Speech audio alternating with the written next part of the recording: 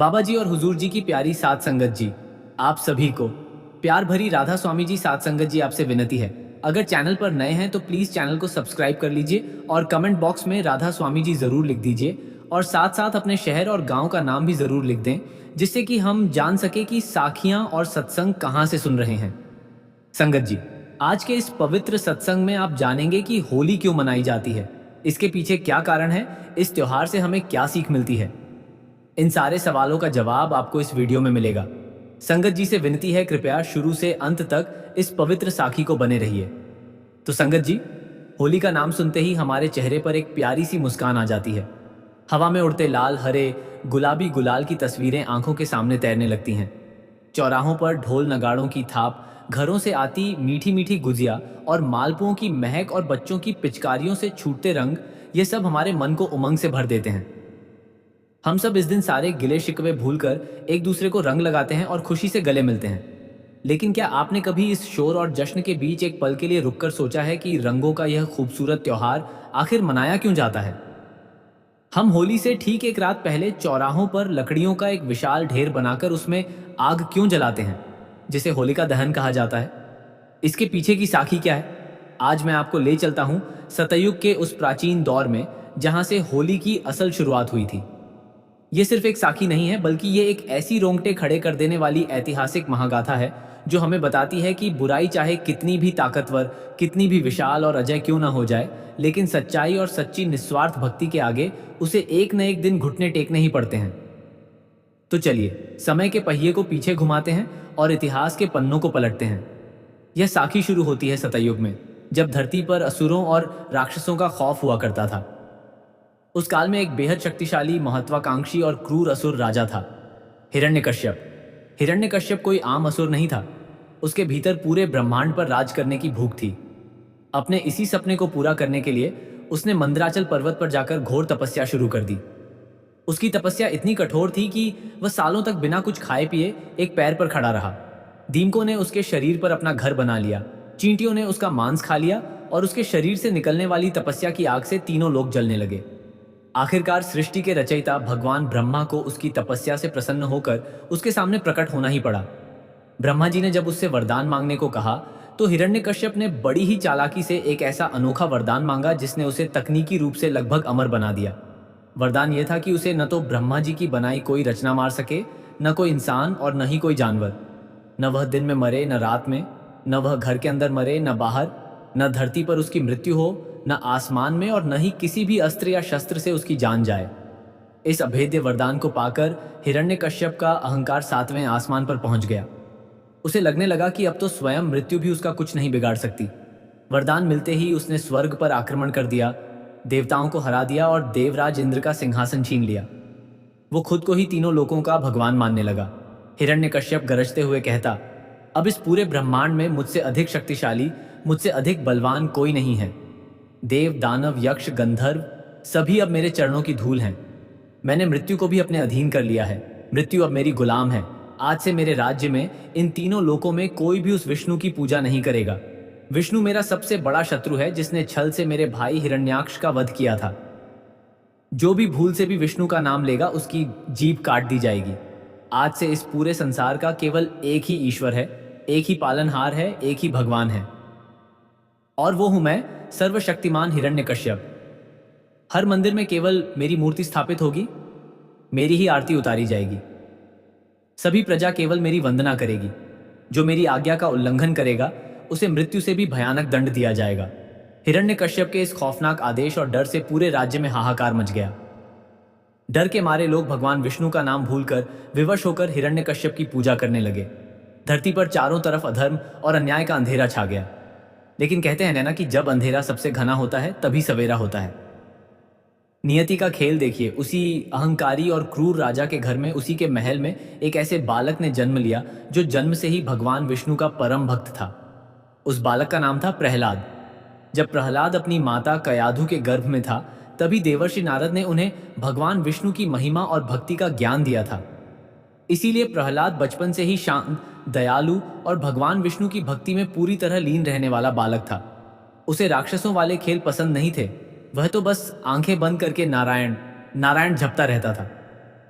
जब हिरण्यकश्यप को अपने गुप्तचरों से यह पता चला कि उसका अपना सगा बेटा, उसका ही खून, उसके सबसे बड़े दुश्मन यानी विष्णु का नाम जपता है, तो उसका क्रोध भड़क उठा। उसे लगा कि यह उसके लिए एक बहुत बड़ा अपमान है। एक दिन हिरण्यकश्यप ने प्रहलाद को प्यार से अपनी गोद में बिठाया और पूछा, पुत्र, तुम्हें इस संसार में सबसे अच्छी विद्या कौन सी लगती है?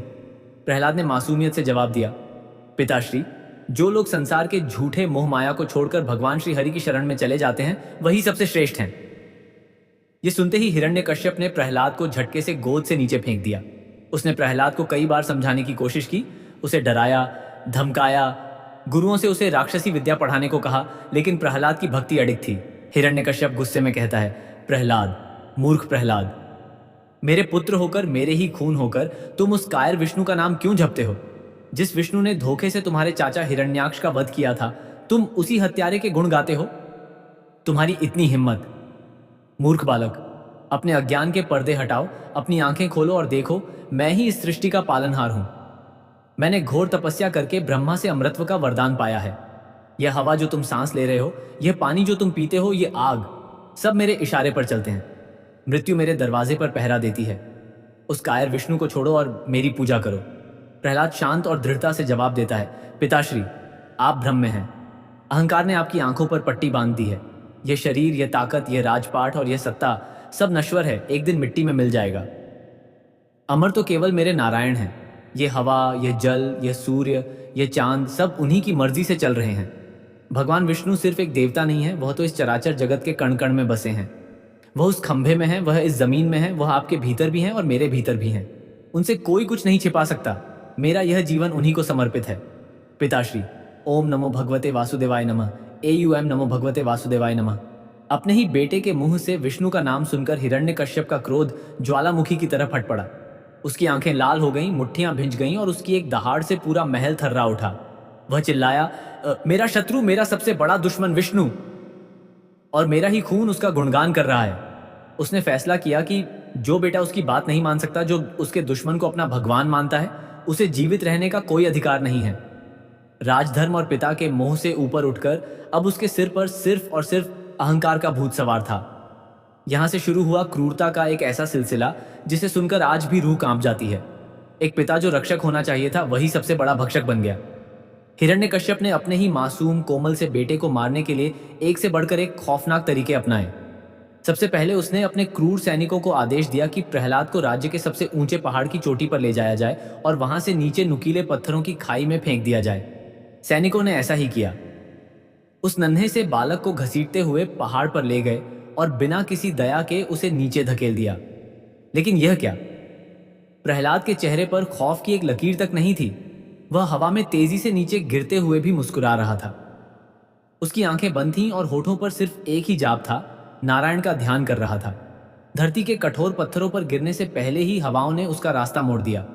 भगवान विष्णु ने उसे फूलों की तरह अपनी बाहों में सुरक्षित थाम लिया। जब सैनिक नीचे पहुंचे तो देखा प्रहलाद मिट्टी में खेल रहा था। उसे एक खरोंच तक नहीं आई। यह खबर सुनकर हिरण्यकश्यप बौखला गया। उसका अहंकार चूर चूर हो रहा था। उसने एक नई चाल चली। उसने प्रहलाद को एक पागल और खूंखार हाथी के पैरों तले कुचलवाने की कोशिश की। एक ऐसा हाथी जिसे कई दिनों से भूखा रखा गया था, जो जंजीरें तोड़कर चिंघाड़ रहा था। जब उस विशाल जानवर को प्रहलाद की तरफ छोड़ा गया तो देखने वालों की सांसें अटक गईं। जमीन कांपने लगी। लेकिन हाथी प्रहलाद के पास आते ही शांत हो गया। प्रहलाद के तेज और भक्ति ने उस जानवर के क्रोध को हर लिया था और उसने अपनी सूंड से प्रहलाद के चरण स्पर्श कर लिए। हिरण्यकश्यप का पागलपन अब अपनी सीमा पार कर चुका था। इसके बाद प्रहलाद को भूखे जहरीले सांपों के बीच एक अंधेरी कोठरी में छोड़ दिया गया। एक ऐसी जगह जहां एक दंश ही किसी की भी जान लेने के लिए काफी था। मगर वे सांप जो काल का रूप थे, वे भी प्रहलाद के लिए एक रक्षक बनकर उसके चारों ओर बैठ गए, मानो शेषनाग स्वयं उसकी रक्षा कर रहे हों। जब इस पर भी बात नहीं बनी तो प्रहलाद को जहर दिया गया, एक ऐसा हलाहल जहर जिसका रंग देखकर ही इंसान दम तोड़ दे। लेकिन विष्णु की कृपा से वह जहर भी प्रहलाद के गले से नीचे उतरते ही अमृत बन गया। उसे डुबोने का प्रयास किया गया, लेकिन वह पानी पर तैरने लगा। उसे जिंदा दफनाया गया, लेकिन धरती ने उसे बाहर निकाल दिया। हर बार, हर प्रयास में प्रहलाद के रक्षक केवल एक ही थे, उनके आराध्य भगवान विष्णु। अब हिरण्यकश्यप हार मान चुका था। उसका सारा गुरूर मिट्टी में मिल गया था। उसे समझ नहीं आ रहा था कि इस छोटे से बालक को कैसे मारा जाए। उसके पास कोई भी ऐसा अस्त्र या शस्त्र नहीं बचा था जो प्रहलाद का बाल भी बांका कर सके। और जब सारे हथकंडे फेल हो गए, तब हताश हिरण्यकश्यप ने अपनी बहन होलिका को बुलाया। होलिका कोई साधारण स्त्री नहीं थी, उसके पास एक रहस्यमय शक्ति थी। भगवान ब्रह्मा ने उसकी तपस्या से प्रसन्न होकर उसे एक विशेष चुनरी या शॉल वरदान में दी थी। इस चुनरी की खासियत यह थी कि अगर होलिका इसे ओढ़कर धधकती हुई आग में भी बैठ जाए तो आग की भयानक लपटें भी उसका बाल बांका नहीं कर सकती थीं, आग उसे जला नहीं सकती थी। भरे दरबार में हिरण्यकश्यप बोला, होलिका मेरी बहन, आज तुम्हारे भाई की प्रतिष्ठा दांव पर लगी है। यह कुल कलंक प्रहलाद मेरे किसी भी अस्त्र से नहीं मर रहा है। मैं थक चुका हूं। कोई अदृश्य शक्ति हर बार इसकी रक्षा कर रही है। अब सिर्फ तुम ही मेरी मदद कर सकती हो। तुम्हारे पास ब्रह्मा जी की दी हुई वह चमत्कारी चुनरी है ना? तुम उस चुनरी को ओढ़कर प्रहलाद को अपनी गोद में लेकर चिता पर बैठ जाओ। आग उसे जलाकर भस्म कर देगी और तुम सुरक्षित बाहर आ जाओगी। होलिका अपने वरदान के अहंकार में अंधी हो चुकी थी। वह बोली, आप तनिक भी चिंता न करें भ्राताश्री। कल फाल्गुन मास की पूर्णिमा है। कल ही इस बालक का अंत होगा। यह मूर्ख बच्चा मेरे पास आकर बड़े प्यार से बैठ जाएगा। मैं वह दिव्य चुनरी ओढ़ लूंगी। जैसे ही सैनिक चिता में आग लगाएंगे, आग की लपटें इस विष्णु भक्त को पल भर में राख कर देंगी। आपके मार्ग का यह कांटा हमेशा के लिए दूर हो जाएगा। अगले दिन सूरज निकलते ही राज्य के बीचों बीच लकड़ियों का एक विशाल पहाड़ खड़ा किया गया। पूरी प्रजा डरी और सहमी हुई इस भयानक दृश्य को देख रही थी। हर आंख में आंसू थे।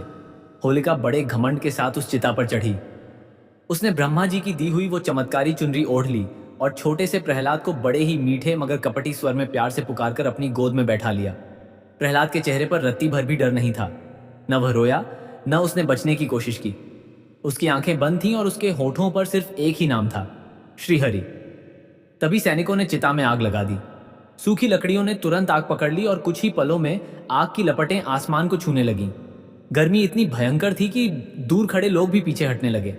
पूरी प्रजा हाहाकार करने लगी। हिरण्यकश्यप अपने ऊंचे सिंहासन पर बैठकर जोर जोर से पागलों की तरह हंस रहा था कि आखिरकार उसका दुश्मन जल रहा है। लेकिन तभी प्रकृति ने एक भयंकर करवट ली। जिस आसमान में अभी तेज धूप थी, वहां अचानक काले बादल घिर आए और एक बेहद तेज तूफानी आंधी चलने लगी। हवा का झोंका इतना तेज और अचूक था कि होलिका, जो अपनी जीत पर मुस्कुरा रही थी, उसके शरीर पर लिपटी हुई वह चमत्कारी चुनरी उड़ गई। होलिका डर के मारे चीखने लगी, बचाओ भ्राताश्री, मुझे बचाओ।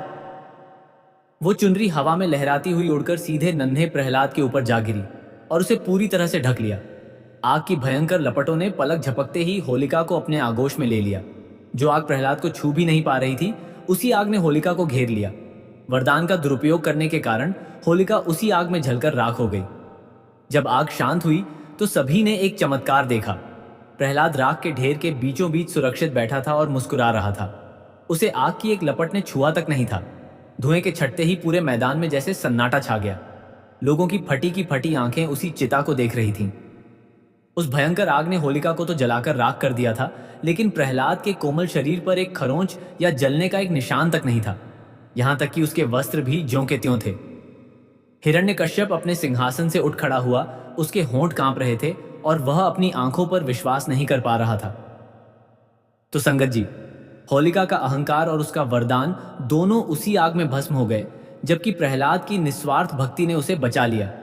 यह सिर्फ एक बालक के बचने की घटना नहीं थी, बल्कि यह दुनिया के लिए एक प्रमाण था कि सत्य को कितनी भी बड़ी आंच क्यों न दी जाए, वो कभी जलता नहीं है। इस साखी के बाद भी एक और महत्वपूर्ण घटना घटी। जब हिरण्यकश्यप ने देखा कि उसकी बहन होलिका जल गई और प्रहलाद बच गया, तो उसका क्रोध और भी बढ़ गया। वह प्रहलाद से बोला, तुम्हारा विष्णु कहाँ है? अगर वह सर्वव्यापी है तो क्या इस खंभे में भी है? प्रहलाद ने शांति से उत्तर दिया, हाँ पिताश्री, वह इस खंभे में भी हैं, हर जगह हैं। यह सुनकर हिरण्यकश्यप ने अपनी तलवार निकाली और गुस्से में उस खंभे पर प्रहार कर दिया। तभी एक भयंकर गर्जना हुई। वह खंभा फट गया और उसमें से भगवान नरसिंह प्रकट हुए, आधे नर आधे सिंह के रूप में। यह रूप न तो इंसान था न जानवर। वह दिन में नहीं, शाम के धुंधलके में प्रकट हुए, जो न दिन था न रात। उन्होंने हिरण्यकश्यप को अपनी गोद में लिया, न धरती पर और न आसमान में। अपने नुकीले नखों से उसका वध कर दिया, जो न कोई अस्त्र था और न शस्त्र। इस प्रकार ब्रह्मा जी के वरदान की हर शर्त को पूरा करते हुए भगवान ने अहंकारी हिरण्यकश्यप का अंत किया। यह इस साखी का सबसे महत्वपूर्ण हिस्सा है कि भक्त की एक पुकार पर भगवान स्वयं अवतार लेकर आए और उसकी रक्षा की। इसी घटना की याद में और बुराई पर अच्छाई की इस महाविजय का जश्न मनाने के लिए आज भी हम हर साल फाल्गुन पूर्णिमा की रात को एक विशाल आग जलाते हैं, जिसे हम होलिका दहन कहते हैं। यह पवित्र आग हमें केवल एक पुरानी साखी की याद नहीं दिलाती, बल्कि एक बहुत बड़ा संदेश देती है। यह आग हमें याद दिलाती है कि चाहे दुनिया की कितनी भी ताकतवर बुराई हमारे सामने क्यों ना खड़ी हो, चाहे हमारे चारों ओर कितनी भी नकारात्मकता क्यों ना हो, अगर हमारी नीयत साफ है और हमारा विश्वास पक्का है, तो जीत हमेशा सच्चाई की ही होती है। होलिका दहन के दिन हम सिर्फ लकड़ियां नहीं जलाते, बल्कि अपने अंदर छिपे अहंकार, ईर्ष्या और बुराइयों को भी जलाकर राख कर देते हैं। और फिर इस बुराई के जलने की खुशी में होलिका दहन के अगले दिन हम रंगों से खेलते हैं। चारों तरफ उड़ता हुआ गुलाल और खुशियों के रंग हमें बताते हैं कि बुराई के अंत के बाद जीवन कितना रंगीन हो जाता है। लेकिन ये रंग क्यों खेले जाते हैं, इसके पीछे भगवान कृष्ण और राधा रानी की एक बेहद ही खूबसूरत और मीठी सी साखी है। अब अगली सुबह हो गई है, फाल्गुन मास की पूर्णिमा के अगले दिन की खुशनुमा और सतरंगी सुबह। आज के दिन हम सब क्या करते हैं? हम अपने हाथों में लाल, गुलाबी, हरा, पीला रंग लेते हैं, पानी से भरी पिचकारियां उठाते हैं और निकल पड़ते हैं अपने दोस्तों, रिश्तेदारों और यहाँ तक कि अनजान लोगों को भी रंगने के लिए। आज कोई छोटा नहीं, कोई बड़ा नहीं, कोई अमीर नहीं, कोई गरीब नहीं, आज सब एक ही रंग में रंगे नजर आते हैं। इस दिन को हम धुलंडी या रंगों वाली होली कहते हैं। लेकिन क्या होलिका दहन के तुरंत बाद लोगों ने ऐसे ही रंग खेलना शुरू कर दिया था? नहीं। रंगों के इस महाकुंभ की शुरुआत सतयुग के प्रहलाद से नहीं, बल्कि द्वापर युग के नटखट माखनचोर हमारे प्यारे भगवान श्री कृष्ण और बरसाने की लाडली राधा रानी से हुई थी। तो चलिए मैं आपको ले चलता हूँ सीधे द्वापर युग के उस जादुई ब्रजमंडल में, एक ऐसी जगह जहाँ की मिट्टी में भी प्रेम की महक है, जहाँ यमुना नदी अपनी नीली लहरों के साथ कल कल बह रही है। तट पर विशाल कदम के पेड़ों पर पीले और सुगंधित फूल खिले हैं, ठंडी हवाएं चल रही हैं और गोकुल की हर गली, हर चौराहे में नन्हे कन्हैया की बांसुरी की मीठी धुन गूंज रही है।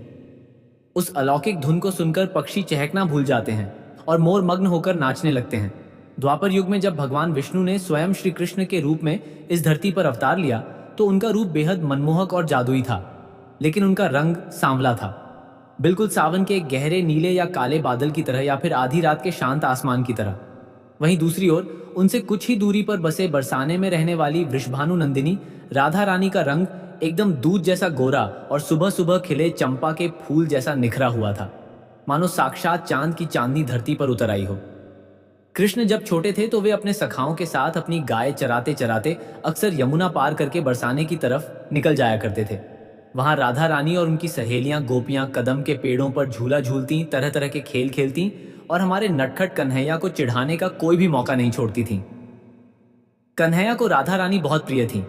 वे उन्हें छुप छुप कर देखा करते थे, लेकिन उनके मन में अपने सांवले रंग को लेकर एक मासूम सी प्यारी सी शिकायत हमेशा रहती थी, जो गोपियों की हंसी सुनकर और बढ़ जाती थी। एक दिन फाल्गुन का ही महीना था। बसंत ऋतु के आने से पूरे वृंदावन का रूप ही बदल गया था। चारों तरफ पलाश और टेसू के लाल और नारंगी फूल ऐसे खिले हुए थे मानो पूरे जंगल में किसी ने आग लगा दी हो। हवा में एक अजीब सा खुमार था। श्री कृष्ण उदास होकर यमुना नदी के किनारे एक पत्थर पर बैठे थे और शांत पानी में अपनी परछाई देख रहे थे। उन्हें बार बार राधा का चमकता हुआ गोरा मुखड़ा और गोपियों की वह हंसी याद आ रही थी। वे अचानक उदास हो गए, उनकी आंखों में नमी आ गई और वे दौड़े दौड़े बिना पीछे देखे अपनी यशोदा मैया के पास नंद भवन की ओर चल पड़े। नंद भवन पहुंचकर देखा तो यशोदा मैया आंगन में बैठी एक बड़े से मिट्टी के बर्तन में मथानी से माखन निकाल रही थी। कन्हैया की पायल की छम छम सुनकर मैया ने पीछे मुड़कर देखा। कन्हैया बिना कुछ बोले दौड़कर अपनी मैया की गोद में छिप गए, उनका आंचल कसकर पकड़ लिया और अपना मुंह फुलाकर बैठ गए। मैया ने जब अपने लाडले को, पूरे ब्रह्मांड के स्वामी को, इस तरह एक साधारण बालक की तरह रूठा हुआ देखा तो उनका दिल पसीज गया। उन्होंने प्यार से कान्हा का माथा चूमा और पूछा, क्या हुआ मेरे लाल, किसने मेरे कान्हा को रुलाया? कृष्ण अपनी बड़ी बड़ी आंखों में आंसू भरकर मासूमियत से बोले, मैया तू मुझे आज सच सच बता, तू तो इतनी गोरी है, नंद बाबा भी गोरे हैं, बलराम दाऊ भी एकदम सफेद हैं और बरसाने वाली वह वृषभानु की बेटी राधा, वो भी एकदम चंपा के फूल जैसी गोरी है। फिर मैं ही ऐसा सांवला क्यों हूं? क्या मैं तेरा अपना लाला नहीं हूं मैया? क्या तूने मुझे कहीं से मोल लिया है? प्रकृति ने मेरे साथ ही ऐसा भेदभाव क्यों किया है?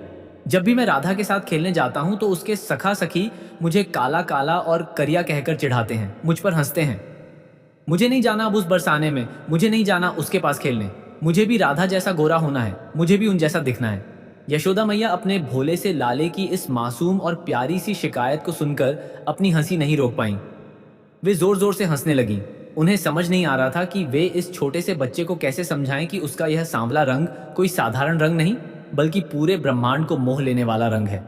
मैया ने कन्हैया के दोनों गाल खींचे, उन्हें अपने सीने से लगाया और उनके माथे को चूमते हुए एक बहुत ही अनोखी, नटखट और अद्भुत सलाह दे डाली। यशोदा मुस्कुराते हुए बोली, अरे मेरे भोले कन्हैया, मेरे नटखट लाला, तू तो मेरी आंखों का तारा है। तेरा यह सांवला रंग कोई आम रंग थोड़े ही है, ये तो अथाह प्रेम का रंग है। बादलों का रंग भी तो सांवला होता है ना, जो बरसकर पूरी धरती की प्यास बुझाते हैं, सबको जीवन देते हैं। आंखों में लगने वाले काजल का रंग भी काला होता है, जो आंखों की सुंदरता बढ़ाता है। और तू उस राधिका के रंग से इतना क्यों चिढ़ता है? अगर तुझे उसका गोरा रंग इतना ही खटकता है तो एक काम कर, जा अपने सखाओं के साथ मिलकर अपने मनपसंद रंग तैयार कर और सीधा बरसाने चला जा। राधा के चेहरे पर भी वही रंग मल दे जो तुझे सबसे ज्यादा पसंद हो। जब तू उसे अपने ही रंग में रंग देगा तो फिर तुम दोनों एक जैसे हो जाओगे, कोई भेद ही नहीं रहेगा। न वो गोरी रहेगी, न तू सांवला लगेगा। कन्हैया की बड़ी बड़ी आंखें यह सुनकर चमक उठी। उनके चेहरे पर छाई उदासी पल भर में गायब हो गई और वहां एक शरारती मुस्कान ने ले ली। मैया की यह तरकीब उनके नटखट मन को बहुत भा गई। बस फिर क्या था, कन्हैया ने अपनी बांसुरी कमर में खूंसी, अपना पीतांबर कसा और घर से बाहर निकलकर जोर से अपने ग्वाल बालों को आवाज लगाई, ओ मनसुखा, ओ श्रीदामा, सुबल, जल्दी आओ, आज तो बरसाने पर चढ़ाई करनी है, आज तो उस राधिका को रंगना है। श्री कृष्ण की आवाज सुनकर उनके सभी दोस्त दौड़ते हुए आ गए। उन्होंने मिलकर जंगल की ओर दौड़ लगा दी और पेड़ों से चुन चुनकर पलाश और टेसू के लाल नारंगी फूल तोड़े। उन ढेरों फूलों को बड़े बड़े कलाबों में रात भर पानी में उबाला गया, जिससे एक बेहद खूबसूरत, प्राकृतिक, खुशबूदार और पक्का लाल रंग तैयार हुआ। इसके साथ ही उन्होंने माथे पर लगाने वाले चंदन के पाउडर, कीमती केसर और ताजे गुलाब की पंखुड़ियों को पीसकर पीला और गुलाबी गुलाल बनाया। उन्होंने हल्दी को पीसकर पीला रंग बनाया, क्योड़े और चंदन मिलाकर सुगंधित रंग तैयार किए।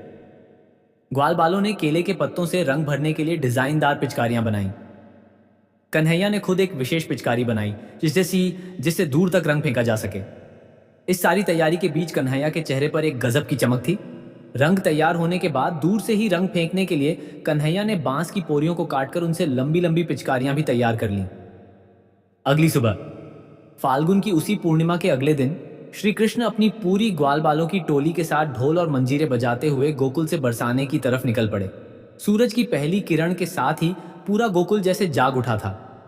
कन्हैया के चेहरे पर एक गजब की नटखट मुस्कान थी। किसी ग्वाले के कंधे पर लाल रंग से भरी मटकी थी तो किसी की कमर में पीला और गुलाबी गुलाल बंधा था। ढोल की धमाधम और मंजीरों की छन छन से पूरा रास्ता गूंज रहा था। आज तो जैसे इन ग्वालों को पूरी दुनिया जीतनी थी। उधर बरसाने में राधा रानी अपनी सहेलियों ललिता, विशाखा और बाकी गोपियों के साथ यमुना किनारे कदम के पेड़ के नीचे बैठी थीं। सुबह की ठंडी ठंडी हवा चल रही थी। राधा रानी ने बेहद सुंदर नए वस्त्र पहने हुए थे और चमेली के फूलों से अपना श्रृंगार किया था। उनकी सखियों ने उनके गालों पर केसर का टीका लगाया था और उनके हाथों में मेहंदी रची हुई थी। उन्हें जरा भी अंदाजा नहीं था कि गोकुल का यह नटखट चोर आज क्या खुराफात करने वाला है। वह तो अपनी सखियों के साथ मीठी मीठी बातों में मग्न थी। तभी हवा में भी एक जानी पहचानी सी बांसुरी की धुन तैरने लगी। अचानक पेड़ों के पीछे से श्री कृष्ण अपनी टोली के साथ प्रकट हुए। इससे पहले कि राधा रानी कुछ समझ पाती या संभल पाती, कृष्ण ने एक शरारती मुस्कान के साथ अपनी बांस की पिचकारी उठाई और राधा के उस गोरे चांद जैसे चेहरे पर लाल टेसू के रंग की एक जोरदार धार छोड़ दी। छपाक की आवाज हुई और राधा का पूरा चेहरा, उनके सुंदर वस्त्र और उनके बालों में लगा चमेली का गजरा सब कुछ लाल रंग में भीग गया। कृष्ण के इशारे पर उनके सखाओं ने भी अपनी अपनी मटकियां खोल दी और गोपियों पर गुलाल उड़ाना शुरू कर दिया। देखते ही देखते पूरा आसमान लाल, पीले और गुलाबी बादलों से भर गया, मानो आसमान में एक साथ कई इंद्रधनुष उतर आए हों। श्रीदामा ने ललिता पर पीला रंग डाला, सुबल ने विशाखा पर गुलाल उड़ाया। हर तरफ रंग ही रंग बिखर गया। राधा रानी पहले तो एकदम अक्क रह गईं, फिर जब उन्होंने कन्हैया को जोर जोर से हंसते और चिढ़ाते देखा तो उनका भी नटखटपन जाग उठा। राधा अपने भीगे हुए दुपट्टे को झटकते हुए बोली, अरे कान्हा, ये क्या ऊधम है? मेरे इन सुंदर नए वस्त्रों को तूने लाल पीला कर दिया, और ये मेरे गालों पर क्या मल दिया है तूने? मेरी आंखों में रंग जा रहा है। तू खुद तो सांवला है और अब मुझे भी अपने जैसा बना दिया। ठहर जा नटखट माखन चोर, आज तो मैं तुझे नहीं छोड़ूंगी। ललिता, विशाखा, जल्दी आओ, आज इस गोकुल वाले को हम भी इसके मनपसंद रंग में रंग देंगे। उठाओ रंग, और कोई भी ग्वाला आज यहाँ से बिना रंगे वापस नहीं जाना चाहिए। आज इन्हें पता चलना चाहिए कि बरसाने की गोपियां भी किसी से कम नहीं हैं। कृष्ण अपने दोनों हाथ कमर पर रखकर ठहाका लगाते हुए बोले, राधे, आज तो बुरा ना मानो, आज तो होली है। मैया ने ही कहा था कि तेरा घमंड तोड़ने के लिए मैं तुझे अपने रंग में रंग दूं। अब देख, हम दोनों बिल्कुल एक जैसे लग रहे हैं। ना कोई गोरा रहा, ना कोई सांवला। आज से सिर्फ और सिर्फ प्रेम का रंग है। हिम्मत है तो मुझे पकड़ कर दिखाओ बरसाने वालियों। इसके बाद जो हुआ वह इतिहास बन गया। राधा रानी और गोपियों ने भी कृष्ण और उनके दोस्तों पर पलटवार किया। गोपियों ने अपने पास रखे सुगंधित गुलाल से कान्हा को पूरी तरह नहला दिया, लेकिन बात सिर्फ रंगों पर नहीं रुकी। गोपियों ने रंग तो डाला ही, साथ ही कृष्ण और उनके दोस्तों को मजा चखाने के लिए प्रेम से उन पर रंगीन पानी की बौछारें भी की। उन्होंने कृष्ण को पकड़कर उनके मुकुट पर भी रंग डाल दिया, उनकी बांसुरी को भी रंग दिया। बस फिर क्या था, वहां तो मच गया होली का ऐसा रंगिया माहौल कि कोई किसी का अपना पराया नहीं रहा। सारे भेद मिट गए। राधा और कृष्ण एक दूसरे पर रंग डालते, हंसते, गाते और नाचते रहे। गोपियां और ग्वाले भी उनमें घुल मिल गए। वो पूरा ब्रज मंडल उस दिन रंगों में सराबोर हो गया। ढोल की थाप पर सब थिरक रहे थे और हवा में सिर्फ खुशियां ही खुशियां बिखरी हुई थीं। गोपियों ने घर के बने पकवान निकाले, गुजिया, मालपुए, ठंडाई, सबका आनंद लिया गया। कृष्ण की उस शरारत ने राधा के गोरे रंग का घमंड तो तोड़ा ही, साथ ही पूरे ब्रज को एक सूत्र में पिरो दिया। ये साखी सिखाती है कि रंग सिर्फ चेहरे पर नहीं बल्कि दिलों पर भी लगाए जाते हैं। जब राधा और कृष्ण एक हुए तो उनमें कोई भेद नहीं रहा। इसलिए होली के दिन हम सब एक रंग में रंग जाते हैं। कोई ऊंच नीच नहीं देखता, कोई छुआछूत नहीं मानता। तो संगत जी, यशोदा मैया के उस छोटे से सुझाव और कन्हैया की उस प्यारी सी शरारत ने हमें दुनिया का सबसे खूबसूरत और जीवंत त्योहार दे दिया, हमारी प्यारी होली। इसलिए इस बार जब आप होली खेलें तो सिर्फ किसी के गालों पर रंग न लगाएं, बल्कि अपने दिलों के सारे भेदभाव, सारी कड़वाहट और सारे गिले शिकवे उसी रंग में घोलकर हमेशा के लिए मिटा दें। किसी रूठे हुए को मना लें, किसी अजनबी को अपना बना लें, क्योंकि जब दिल के तार जुड़ते हैं तभी होली का असली रंग निखर कर आता है। यही है होली का असली मतलब। इन दोनों पवित्र साखियों से हमें यही सीख मिलती है कि भक्ति का बल सबसे बड़ा होता है। प्रहलाद ने भक्ति से होलिका को जलाया और कृष्ण ने प्रेम से राधा को रंगा। एक ने बुराई को जलाया, दूसरे ने प्रेम को रंगा। होली इन्हीं दोनों भावनाओं का त्योहार है, बुराई को जलाने का और प्रेम को रंगने का।